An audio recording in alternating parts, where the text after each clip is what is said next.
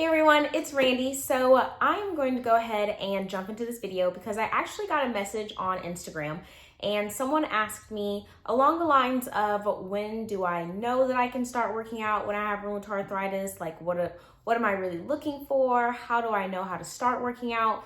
So I'm just going to go ahead, and I realize I've not made a video talking about what to really look for to know if your body is ready to work out and how to start working out and just kind of monitoring how your body's actually doing. So yeah, we're gonna go ahead and jump right in. So of course, a lot of us want to start working out, but we have no idea where to start. Or many of us have actually gone through the process of starting a new workout journey or a new workout program and absolutely flaring up to the point where you cannot work out 2 days in a row or even 3 days in a row, or you can really only work out one day of that week and then the rest of the week you just have to relax. And I have been there, I have gone through that, and I know how frustrating it is, and I know how almost like defeating it kind of feels. So I want to go ahead and just kind of go over some questions that you really should ask yourself right before you actually start your workout program. Definitely one of the most important questions to answer is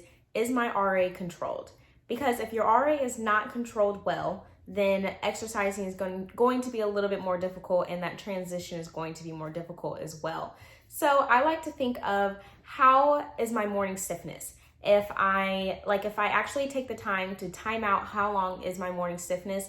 Am I experiencing morning stiffness for a really long time? Do I barely have any morning stiffness, or do I not have any morning stiffness at all? So I like to say that if I'm going to work out, then my RA is controlled for me personally if my morning stiffness is very, very minimal or non-existent. Another question you can ask yourself when you're trying to identify if your RA is controlled is actually looking at the amount of flares that you experience.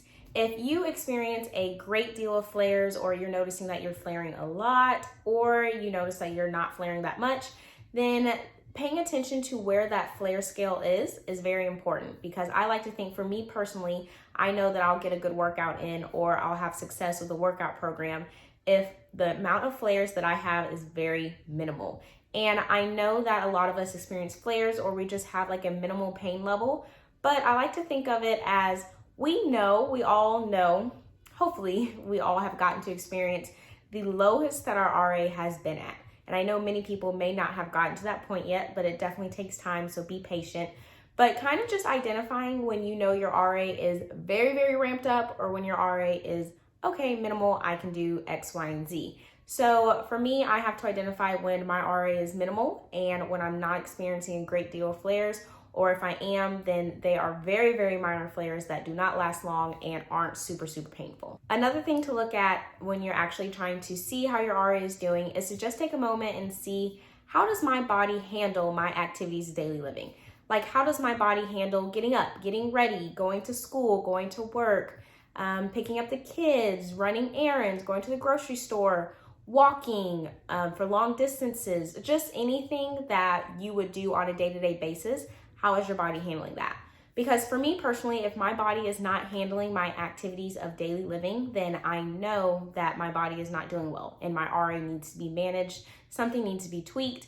And until I start to tweak and figure out what really is going on, then I shouldn't start a new workout program. So yeah, those are the big things when identifying your RA. And of course, you just have to take time with finding that balance of knowing when your RA is minimal or when it is extreme. And I know that many people do experience an extreme form of the illness a lot, and I cannot say that I don't. My RA is considered severe, so I do have days where I am in a lot of pain. Like right now, as I'm recording this video, for a while, it typically happens in December and January where my body is just in excruciating pain. I have a lot of morning stiffness. It lasts for a really long time. I walk like, I've seen where people will say that when people with RA wake up in the morning, it's like they're walking like a newborn deer. And that's literally what I look like in December and January. So I know that right now, working out, I really need to take it easy just because of the state that my body is in.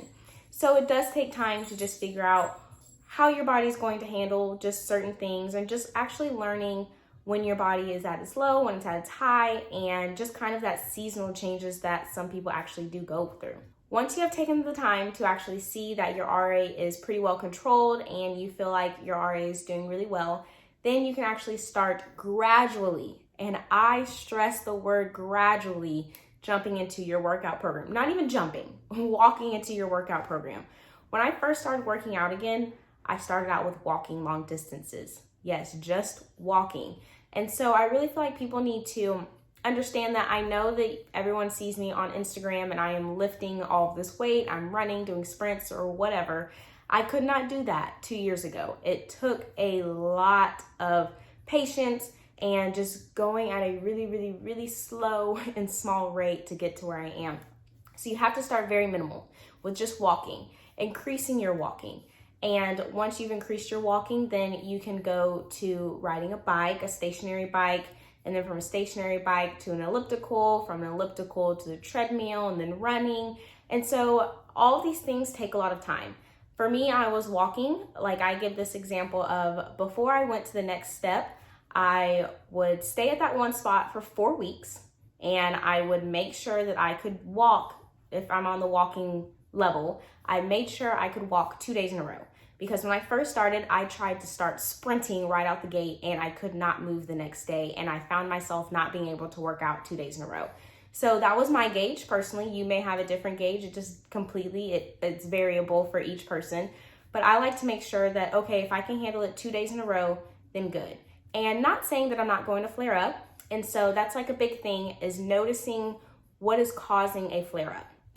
So if I am starting this workout program, for example, and I'm starting to walk, and I haven't walked in a long time, but here I am, I'm going to start walking.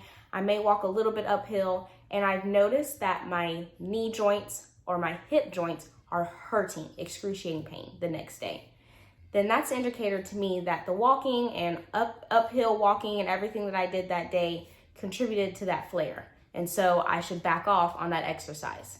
However, if I wake up the next day and say my glutes are tight or my quads are tight, my hamstrings, my calves, from walking uphill, my calves are tight, then I know that, okay, it's actually just from the workout program that's making me stiff the next day. It's not my RA. So being able to differentiate between, are my joints hurting or are my muscles sore, is huge, and it's critical. Because you know that if your muscles are sore, you're good, you're doing fine, as long as it's not too bad. You don't want to have muscle soreness that you're just sitting there crying or something. Or is it my joints that are just stiff and achy and hurt? Then you know that you did too much. So that was kind of my cardio progression that I just said, the walking and biking, elliptical, running. But then also we have weights progression. And I like to explain that I like to start out with just resistance bands. Even starting out before resistance bands, you can go 4 weeks with just doing body weight exercises. Completely perfect, so great to do. And of course, you're just seeing how your body reacts in the same way in that example I gave with the cardio. And so you're going for 4 weeks at each level and each station until you go up, and until you notice how your body is responding to that station determines if you can go up to the next one. So that is really the basics of all that it is and everything when it comes to wanting to start a workout program and you have rheumatoid arthritis. Listen to your body. You really start to become in tune with your body if you haven't already when you start this workout process, because you really have to figure out what is it that I need to change or keep doing or add to in order to start to see results. And be patient. Please be patient, be patient, be patient. I was a high-level athlete growing up, and I got ripped of everything when it came to athletics, and I had to take almost 1.5 to 2 years off when my RA got out of control, and I had to start at ground zero. It was a very humbling experience, but that experience did lead me to become an exercise physiologist and actually prescribe workouts for people with various conditions and diseases and illnesses and everything. So it gave me a passion for what I do now, but of course it was humbling and it was tough and it took a lot of mental toughness. And if you have any specific questions, if you want me to write you a workout program, you can reach out to me. I'd be more than happy to, and we can talk about next steps. Totally down to do that. And of course, I hope you all have a great rest of y'all's day. Goodbye.